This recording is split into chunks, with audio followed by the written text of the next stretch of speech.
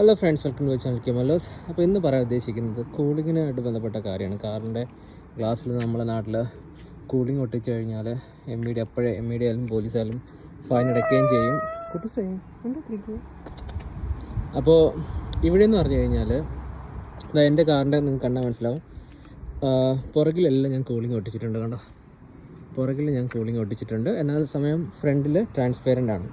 അപ്പോൾ ഇവിടുത്തെ UK നിയമം അനുസരിച്ചെന്ന് പറഞ്ഞു കഴിഞ്ഞാൽ ഫ്രണ്ട് ഗ്ലാസ്സിൽ 75% ഇത് പാസ് ചെയ്യണം, ലൈറ്റ് പാസ് ചെയ്യണം. പുറകിലാണെങ്കിൽ 5% മതി.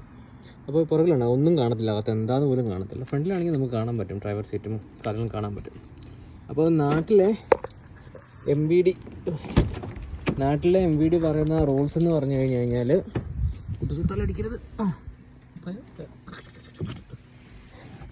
അപ്പോൾ നാട്ടിലെ MVD പറയുന്ന റൂൾസ് എന്ന് പറഞ്ഞു കഴിഞ്ഞാൽ